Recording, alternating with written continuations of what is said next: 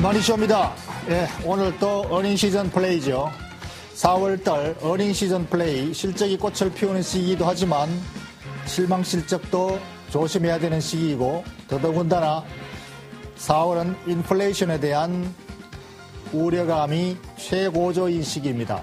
4월은 잔인한 달이라고 별명이 붙을 정도로 인플레이션에 의해서 시장이 큰 폭의 조정을 겪은 경험이 많습니다. 그렇기 때문에 어닝 시즌 플레이지만 매우 조심스러운 투자 대응이 필요합니다. 어닝 시즌 플레이, 오늘은 어떤 쪽으로 접근을 해볼까요?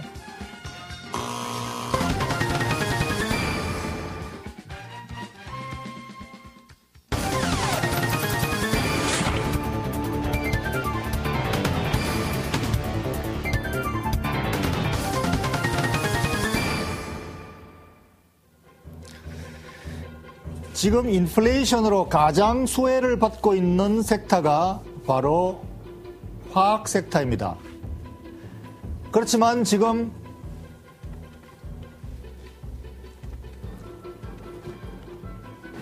수혜만 바라보고 있을 때가 이미 조금 지나지 않느냐라는 경계권에 들어와 있습니다. 그래서 랠리는 지속 중이지만 매우 민감한 흐름을 보이고 있습니다. 그래서 화학주는 사실 지금 현재 시장의, 우리 한국 시장뿐 아니고 글로벌 정시 전체의 대장주이기도 합니다. 세계 경기의 선도주이고, 세계 경기를 가장 표현하는 것이 바로 화학 일반 제품의 수요이고, 그것을 생산하는 화학회사들이 가장 실적이 좋아진다. 그리고 그것을 바로 알려주는 것이 바로 원자재 가격의 상승이다. 원자재 수요가 계속 일어나는 것은 화학 제품 수요가 왕성하기 때문에, 경기가 좋기 때문에 나타나는 현상이지요. 이 때문에 원자재 가격 강세는 인플레이션의 가장 중심에 있지만은 그 인플레이션의 수혜를 가장 많이 보고 있는 것이 화학 섹터이고, 그래서 화학주 랠리는 시장의 대장주가 되어 있습니다. 그런데 인플레이션 파이팅 역시 화학주의 가장 경계 요인입니다. 인플레이션 파이팅으로 금리를 올리게 되면은 점차 올라가는 금리가 개인 소비자들의 소비를 둔화시키고, 이렇게 되면은 일반 화학 제품에 대한 수요가 둔화되고, 그렇게 된다면은 수익성이 극도로 다시 나빠질 수가 있다.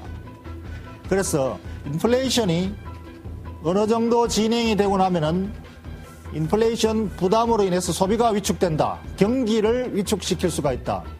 이때 역시 가장 먼저 작용하는 것이 바로 소비에 민감한 화학주가 되겠습니다.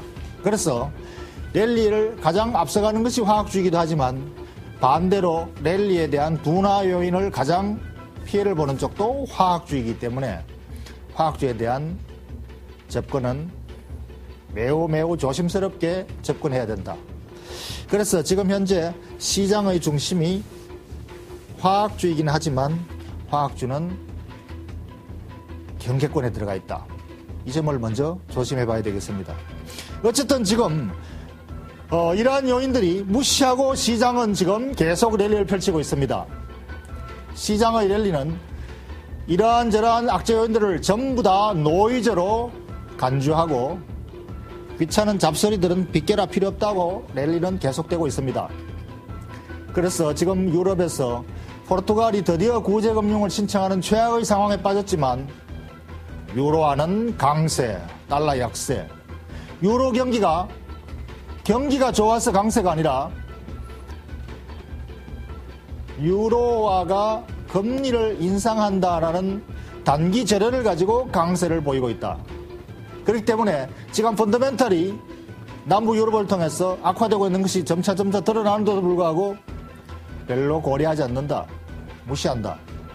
그래서 이것도 역시 펀더멘탈 경기가 유럽보다는 아시아에 있고, 아시아 경기가 좋으면은 아시아에 팔아먹는 유럽 회사들, 미국 회사들 실적이 좋기 때문에 사실상 기업 실적 외에는 별로 신경 쓸 필요가 없다. 이런 생각이 작용하고 있는 것이죠.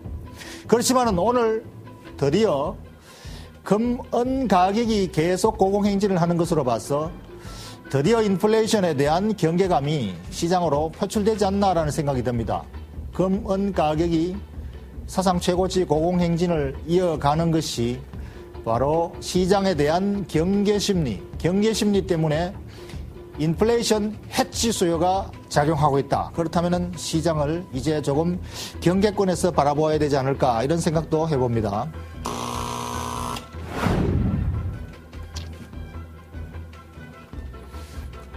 미국 시장에서 전반적으로는 지금 랠리를 이어가는 모습이고 전 고점을 돌파할 것이라는 의견이 낙관론이 좀 더 많습니다만은 경계권, 과열이라는 경계 심리도 상당히 커지고 있습니다. 그것의 가장 뚜렷한 흐름이 바로 대표주, 대장주였던 에너지 화학 섹터가 상당히 크게 꺾이고 있다. 그래서 이러한 화학주의 꺾이는 현상이 시장의 조정의 하나의 신호일 수도 있다. 이런 생각을 해봅니다. 화학주 차트를 한번 보죠.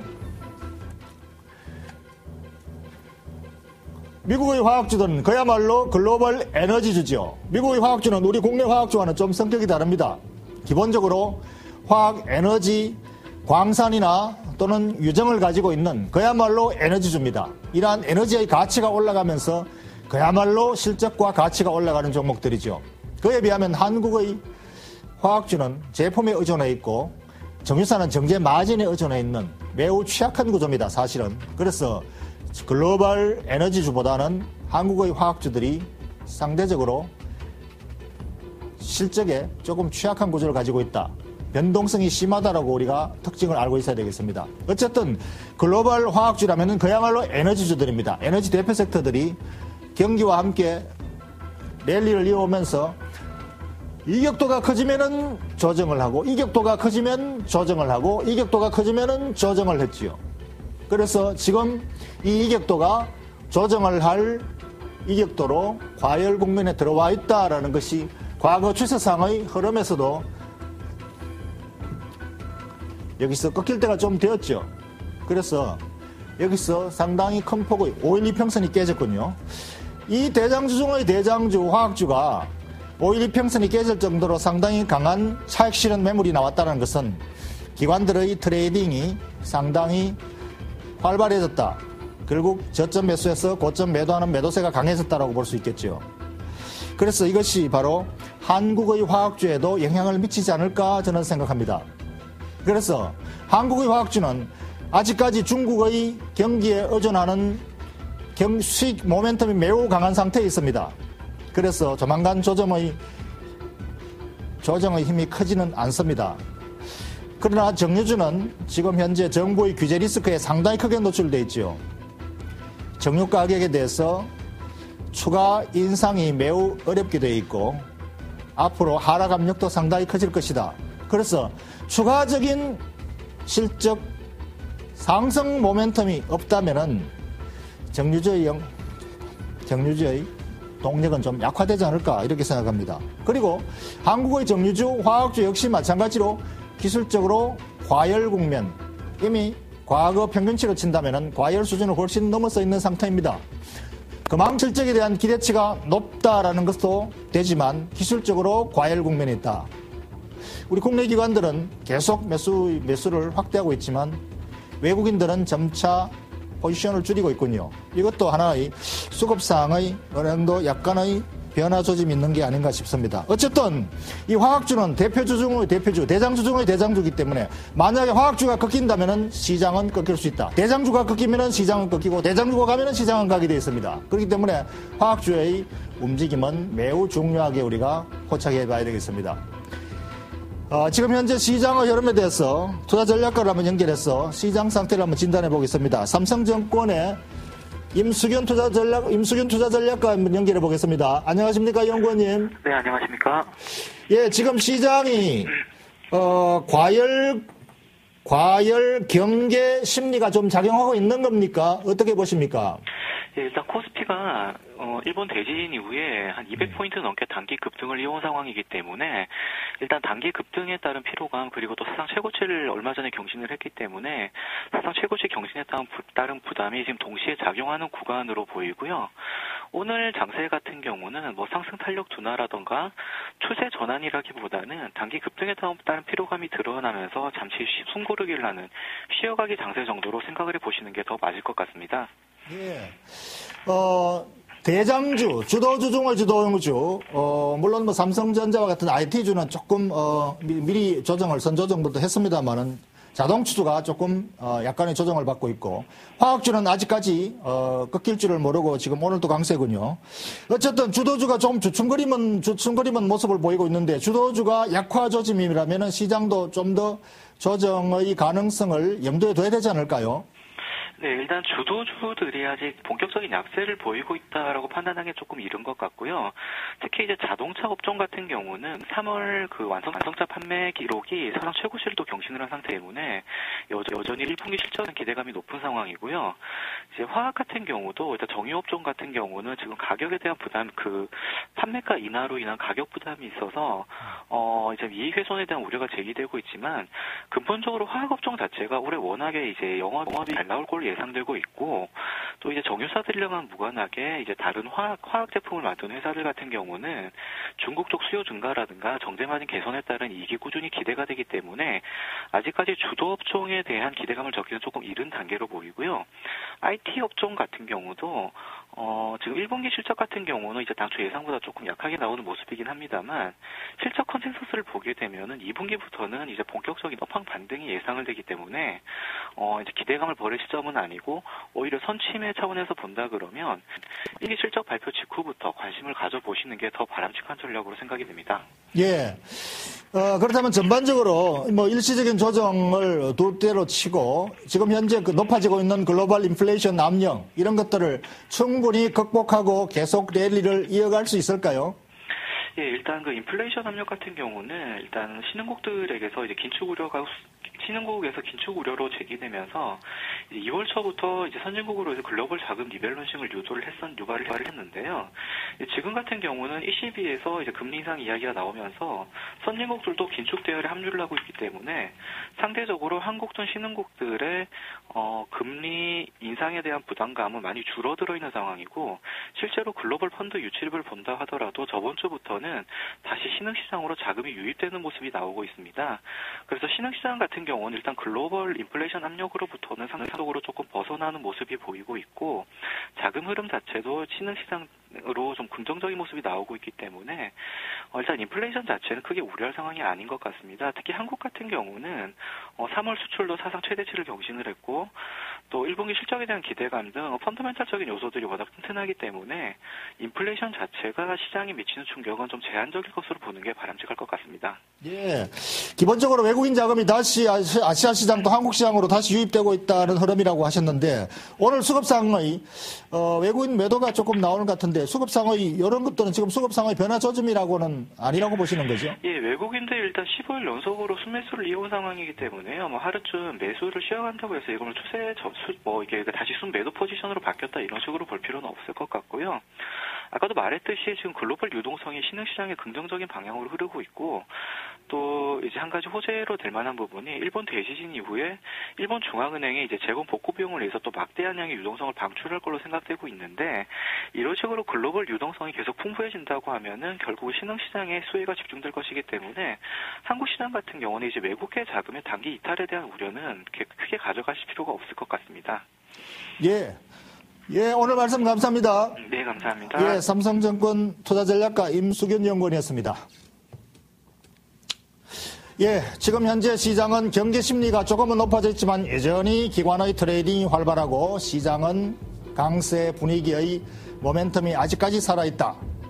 그만큼 경기에 대한 한국 시장의 신뢰와 기대가 좋다. 이런 말씀이겠습니다. 그러나 저는 한편 이렇게 생각합니다. 이러한 과열 경제권 상에서 지금 시장은 조금씩 주춤거리면서도 앞을 나가고 있지만 기관의 트레이딩에 끝까지 개인이 따라갈 필요는 있을까?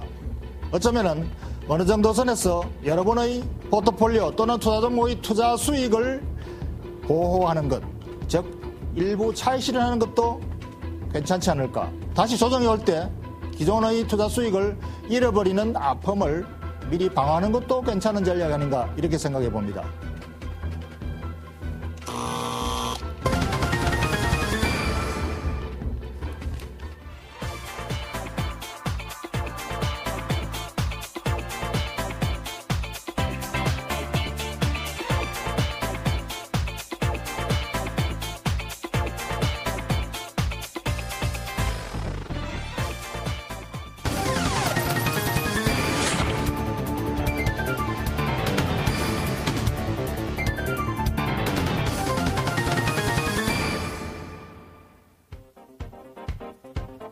최근에 대체 에너지에 대한 관심이 높은 것 같습니다.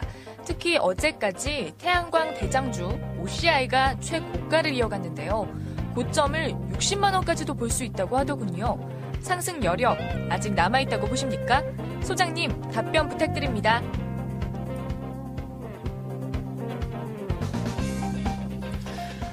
지금 에너지주는 이제 구에너지와 신에너지를 구분해서 바라볼 필요가 있습니다.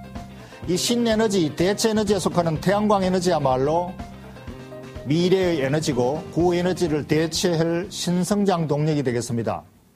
아마 이 에너지 섹터에서 대체에너지는 천년만의 사이클에 들어와 있다. 이렇게 표현해서도 오바가 아닐 정도로 그야말로 큰 변화기에 들어와 있다고 보겠습니다.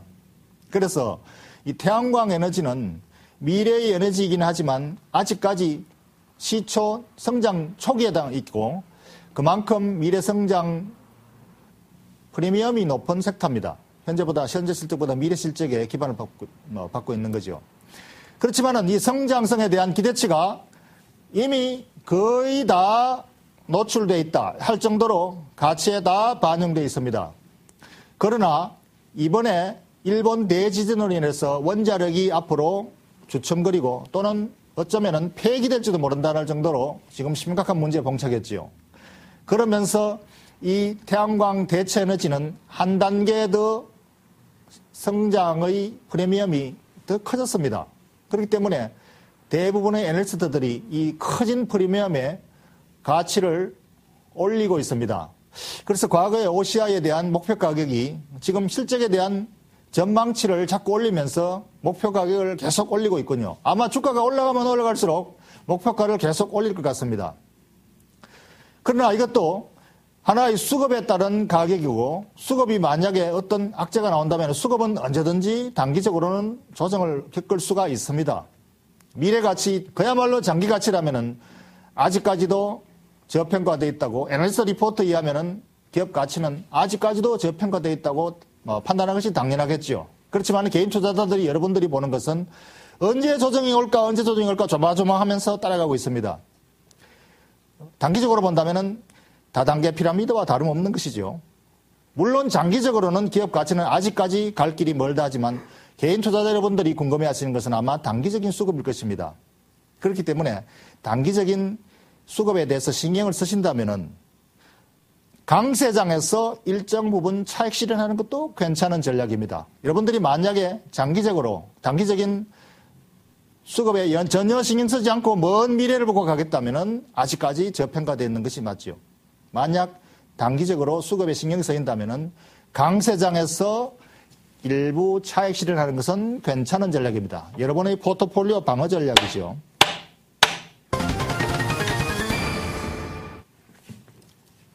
이 종목 투자자한테 참 좋은데 진짜 좋은 종목인데 어떻게 표현할 방법이 없네. 이 종목 머니쇼에서 가르쳐드리겠습니다. 냉철한 분석과 확실한 판단으로 무장한 개미의 동반자 박준호. 주식시장은 장기적인 관점에서 봐야 됩니다.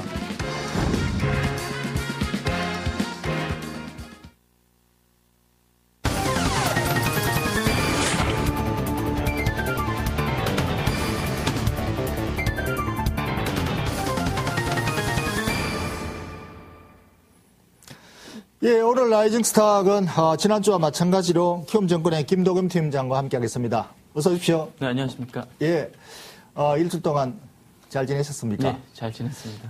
먼저 지난주에 추천하신 종목에 대해서 코멘트를 잠깐 해주시고 넘어가기로 하죠. 지난주 네네. 두산 종목이 잘 가고 있다가 오늘 조정을 좀 받는 거군요. 네네.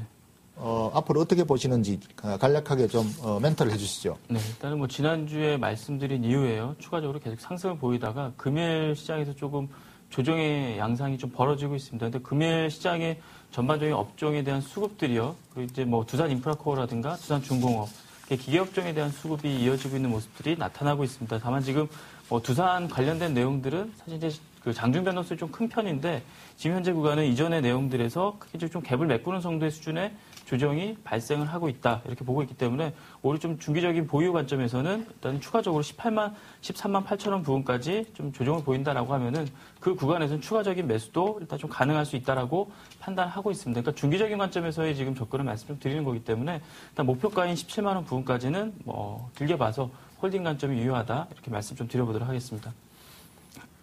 예, 오늘 아마 차익 실현을 오히려 저가 매수 기회로 활용하는 것이 바람직하다. 이렇게 의견을 정리하시는 것 같습니다. 예, 그러면은 오늘 추천 종목은 삼성전기인가요? 네네, 그렇습니다. 삼성전기는 지금 1분기 실적을 앞두고 있는데 오늘은 삼성전자가 실적을 발표했습니다. 잠정 실적이긴 하지만 삼성전자의 실적 발표가 기대치 예상한 대로다라고 평가하는 애널리스트도 있고 네네. 예상보다 좀 좋다라고 평가하는 애널리스트가 있고 외국계 리포터를 보니까 예상보다 좀 못하다 이렇게 또 평가합니다. 애널리스트마다 이 보는 견해가 조금 다른 것이 이게 개인 투자자들이 판단을 매우 어렵게 하는 부분인데요. 일단 지금 현재 실적 전망 기대가 상당히 낮춰져 있다라는 것은 확실한 것 같습니다. 네네. 그렇듯이 아마 거기에 부품을 납품하는 삼성전기도 마찬가지겠죠. 그러니까 삼성전기가 삼성전자에 비해서 1분기 실적에 대한 기대치가 어느 정도 낮춰져 있으며 그것에서 지금 현재 업황과 어떤 상태인지 먼저 설명을 좀 해주시죠. 네, 여러분들 삼성전기는요, 삼성전자의 이제 수직 계열화가 되어 있는, 즉 삼성 쪽으로의 부품을 좀 많이 납품하는 뭐 그런 기업이 좀 되겠습니다. 그렇기 때문에 삼성전자의 실적이 부진했는데 삼성전기 실적이 좀 좋을 수 있겠느냐? 뭐 그렇다라고 하면은 지금 현재 구간에 삼성전기를 들어가는 것은 조금 무리가 있는 것이 아니냐? 뭐 이렇게 좀 보실 수 있겠는데 일단은 이러한 내용들은 약간 좀 그 단기적인 매매 관점보다는요, 좀 중기적인 관점에서 접근이 좀 필요하지 않겠느냐? 지금 업황에 대해서 바닥을 좀 이야기하고 있습니다만 우리는 경험적으로 IT 업황에 대한 얘기는 안 좋은 이야기들이 나올 때가 바닥인 경우들이 많이 있었거든요. 우리가 과거 뭐 서프라임 때 2008년도에도 LCD에 대한 우려가 크게 있었습니다만 그런 부분들이 오히려 그 서프라임 그때 구간부터 해서 CRT를 대체하는 수요가 LCD 쪽에 발생을 하면서 반등을 줬던 그런 경험들이 있습니다. 그런 것들을 감안한다라고 하면은 일단 오히려 IT 업황의 불확실성을 좀 매수해야 되는 것이 아니냐 이렇게 좀 보고 있고 뭐 최근에 이제 단기적으로 일본 지진도 있고 그다음에 이제 수요가 좀 부진하다는 측면이 이제 가장 좀 큰 것이고요. 그리고 이제 경쟁적인 부분들이 가장 좀 과당 경쟁으로 좀 치닫고 있는 것이 아니냐 이런 우려들이 있는데 오히려 이러한 구간으로서 뭐 점차적으로 이제 앞으로 개선에 대한 얘기가 좀 진행될 수 있다. 뭐 그렇게 본다라고 하면 삼성전기에 대해서 뭐 점진적으로 비중을 좀 확대해 나가는 이런 매매가 좀 필요하지 않느냐 이렇게 좀 판단을 좀 하고 있습니다. 예, 1분기 업황에 대해서 여기 그 키움증권 리포터로 보면은 기존의 영업이익 전망치를 가장 최근 리포트에서 그대로 유지한다 이런 걸 보니까 네네. 기존의 예상을 크게 뭐 바꿀 만한 특별한 좋은 점이나 나쁜 점이 없이 기존의 상태 유지한다면 아마 지금 주가가 기존의 실적치를 다 반영했다 이렇게 판단할 수 있겠군요. 네, 일단 어느 정도 선 반영된 측면이 있고요. 여러분들이 이제 그 삼성전기는 삼성전자하고 연관관계가 높기 때문에 삼성 쪽의 매출이 아주 큰 것이 아니냐 이런 우려를 가지실 수가 있는데 뭐 참고로 일례로 이제 MLCC라고 하죠. 뭐 적층 세라믹 콘덴서 전자제품에 다 들어간다고 보시면 되겠는데 그런 부분들이 사실 삼성전자 쪽의 매출이 한 20% 정도밖에 안 됩니다. 즉 애플을 비롯한 대부분의 이제 그 글로벌 업체 쪽으로의 그 납품이 좀 이루어지고 있기 때문에 실적적인 부분들 최근에 모바일 기기죠, 뭐 태블릿 PC라든가 뭐 스마트폰 이런 부분들을 감안한다라고 하면은 일단은 그 매출하고 이익적인 부분들이 오히려 삼성전자보다도 조금 더 긍정적인 부분이 나올 수도 있다 이렇게 좀 볼 수 있기 때문에 일단은 뭐 긍정적이고 또 추가적으로 말씀 좀 드리면은 우리 전기전자 업체, IT 업체들은 상반기 때보다는 하반기 때 매출에 대한 내용들이 강하게 진행이 되는 경우들이 있습니다. 근데 계절적인 성수기가 2, 4분기부터 바닥을 다지면서 계절적인 성수기로 넘어가는 측면들이 있기 때문에 뭐 그런 부분들, 계절성을 어떻게 보면 가장 잘 타는 기업이 삼성전기라고 할 수 있거든요. 그렇기 때문에 과거 주가의 차트 같은 경우도 이제 확인해 보시면은 일단 2, 4분기를 기점으로 해서 삼성전기가 좀 긍정적인 모습을 보이는 경우들이 상당히 많았습니다. 즉 계절성이 반영됐다는 것인데 이러한 부분들이 향후에 좀 반영이 될 가능성이 높다. 이렇게 좀 판단을 좀 하고 있습니다. 예, 그렇다면은 지금 현재 투자 메리트는 실적 1분기 실적은 이제 잊어버리고 2분기 이후의 실적에 이제 근거해서 지금 접근하시는 거죠? 네, 그렇습니다. 투자 메리트를 어떻게 정리하시겠습니까? 일단 삼성전기 여러분들 그 시장의 전반적인 상황하고 비교를 해본다라고 하면은요, 시장이 뭐 지금 당장 눈에 보이는 이익, 지금 실적 시즌이기 때문에 눈에 보이는 이익을 감안한다라고 하면 당장 눈에 보이는 뭐 자동차라든가 화학이라든가 이런 부분들도 충분히 가져갈 필요가 있겠습니다만 또 한 가지 전략으로서 이제 앞으로 돌아올 수 있는 즉 턴어라운드 관점에서 본다라고 하면은 IT라든가 금융에 대한 얘기들을 같이 들고 가는 양손을 같이 들고 가는 그런 전략들이 좀 필요하거든요. 그렇기 때문에 그렇다라고 하면은 그런 계절적인 수요라든가 전반적인 업황에 대한 회복을 가장 빠르게 반영할 수 있는 종목이 일단은 어느 정도 좀 점진적인 매수가 가능하다라는 측면에서 오늘 삼성전기에 대해서 말씀을 좀 드려보도록 하겠습니다. 예, 목표가 얼마나 적정가치가 목표가가 되겠죠. 네, 일단 삼성전기에 대해서 이제 앞으로 추가적으로 업황 개선에 대한 내용들이 뭐 확인이 되게 되면은 뭐 목표 주가를 더 올릴 수 있겠습니다만 지금 현재 구간에서는 14만 5천 원을 언급을 좀 드려보도록 하고요. 현재 주가가 11만 8천 원대 형성을 하고 있다라고 하면은 뭐 상승에 대한 여력은 한 20% 정도 감안해 볼 수 있다 이렇게 좀 보고 있습니다. 예, 목표가 14만 5천 원에 대한 근거는요? 일단은 뭐 기술적인 내용을 좀 볼 수가 있는데요. 기술적으로 이제 이전에 그 상승 추세 때의 복귀를 좀 노리는 것이죠. 그러니까 상승 추세 때의 상당 부분이 대략 한 14만 5천 원 부분을 형성하고 있기 때문에 전 고점이 14만 5천 원 정도 되는가요? 네네, 그렇습니다. 예. 그렇다라고 하면은 그 부분까지는 일단은 좀 보유하는 관점이 좀 필요하겠다. 이렇게 좀 말씀을 좀 드려보도록 하겠습니다. 예, 투자 리스크를 한번 진단을 해보기로 하죠. 지금 IT 섹터는 지금 이미 선조정을 한 이후에 리바운드 반등을 기대하고는 있지만 상당히 조심스럽습니다. 네네. 지금 현재 애플의 그냥 기술 선도 세계 대장주라고 있는 애플도 지금 조정을 겪고 있고 반등을 섣불리 지금 시도를 못하고 있는 상황이고 오늘도 지금 애플이 조금 조정을 받았더라고요. 그러니까 이 애플의 리스크가 뭐냐? 일본의 그 스프라이 체인 붕괴의 리스크에 노출돼 있다. 일본의 핵심 부품이 공급이 제대로 안 되니까 제품을 만들지를 못해서 팔지를 못한다. 그것이 지금 1분기에서도 상당히 나타났고 1분기는 뭐 일본 지진하고는 사실상 별 상관도 없지만 이미 벌써부터 그게 지금 조짐이 보이고 2분기에도 거기서 아직 자유롭지 못하다. 그렇게 된다면은 삼성전기가 애플사에도 부품을 많이 납품하고 있기 때문에 애플사에서 일본에서 오는 핵심 부품 몇 개만 안 들어와도 제품 제조를 못한다면은 역시 삼성전기에 대한 부품 주문도 못 받을 것이 아닌가. 이런 것까지 생각한다면은 2분기까지도 실적 턴어라운드가 만만치는 않을 것 같아 보이는데 그 부분은 어떻게 진단하십니까? 일단은 이제 그러한 우려들이 발생을 좀 하고 있습니다. 근데 제가 2주 전에 나와서요 하이닉스를 말씀 좀 드렸거든요. 하이닉스 같은 경우도 웨이퍼에 대한 내용들을 일본 업체들로부터 가장 많이 가져오기 때문에 그러한 우려들이 발생을 할 수가 있었습니다. 다만 그러한 것들이 정말로 3개월 이상 장기로 되지 않는다라고 하면은 큰 문제는 없지 않느냐. 그리고 오히려 한국 업체들이 수혜를 볼 수 있다는 말씀 드렸는데 마찬가지 관점입니다. 삼성전기 같은 경우도 경쟁업체인 일본의 뭐 무라타 같은 경우만 하더라도 어떤 그 수급적인 부분이 문제가 있다라고 하면 최근에 MLCC 가격 자체가 반등을 보이고 있거든요. 오히려 그런 부분에서 영업이익이 더 개선이 될 수 있고 그런 그 부품의 차질에 대한 내용들은 향후 추후적으로 좀 확인해봐야겠습니다. 아직까지는 뭐 부품이 지금 없어서 문제가 생기고 있다라는 얘기는 우려가 좀 있는 것인데 일단 그게 3개월 이상 장기화된다라고는 일단은 보고 있지 않기 때문에 그렇다라고 하면은 일단은 그런 불확실성을 오히려 매수의 기회로 활용하는 것이 필요하다. 이렇게 좀 말씀을 좀 드릴 수 있겠습니다. 예, 마지막으로 하나 목표 가격 적정 가치에 대해서 한번 짚어보겠는데요. 지금 현재 삼성전기의 적정 가치가 기존에는 뭐 20배 이상, PR 20배 이상으로 평가를 받았습니다. 삼성전자가 8배, 10배 평가를 받는데 이 부품회사가 20배를 받는 것은 상당히 고성장주라고 이렇게 평가받는 성장 프리미엄을 주는 것이죠. 그렇다면은 그 성장 프리미엄은 어디서 나오느냐? 제가 볼 때는 이제 LED 이 성장 영역에 있는 LED 동력을 하나 더 달고 있는 부분에도 상당히 크게 의존을 한다고 하는데 지금 LED가 사실 이 성장 동력이 상당히 약화돼가지고 불투명해졌다. 그래서 뭐 미국의 LED 크리사도 지금 약세를 벗어나지 못하고 있고 다른 LED사들이 지금 조심스러운 것은 LED TV가 이게 안 팔린다. 이런 것들 때문에 이 성장 프리미엄을 이제 좀 버려야 될 때가 아닌가. 이렇게 본다면은 PR 원래 예상 PR 실적 대비 PR이 이 키움증권 리포트에 15배로 돼 있는데 이 15배로 너무 비싼 거 아닌가? 이제는 15배 주기가 좀 조금 부담스럽지 않을까요?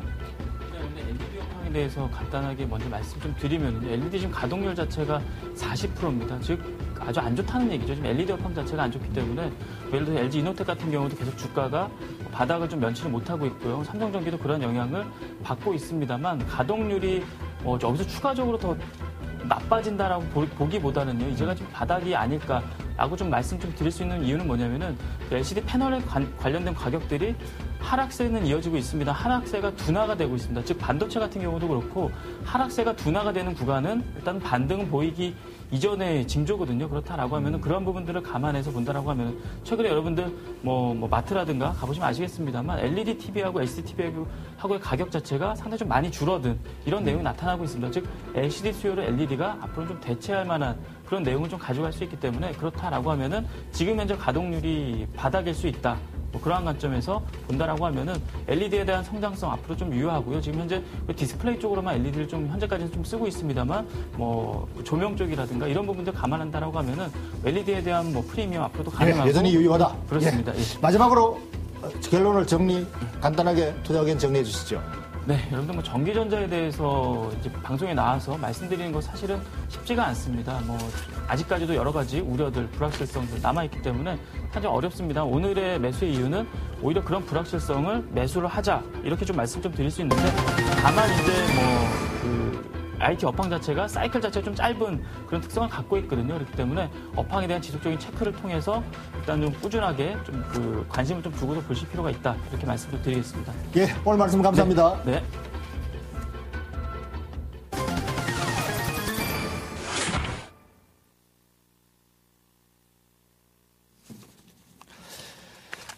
예, 투자 포인트 정리해 보겠습니다. 오늘 시장 고점에 대한 돌파냐, 멈칫거리느냐, 인플레이션 파이팅, 여전히 시장의 랠리 속에서 조심스럽습니다. 인플레이션 파이팅을 극복하고 넘어가기 위한 진통이라고 생각됩니다. 주도주가 조정의 기미를 보이고 있다. 만약 조정을 극복하고 넘어간다 그러더라도 이 조정이 단기 조정을 끝까지 따라가야 될 필요가 있을까? 개인 투자자들이 만약에 단기적인 관점에서라면은 일정 부분 차익 실현해서 강세장에서 차익 실현해서 당신의 투자 이익을 보호하는 것도 괜찮은 투자 전략일 수가 있습니다. 강세장에서 투자 수익을 보호해서 당신의 포트폴리오를 방어하시기 바랍니다.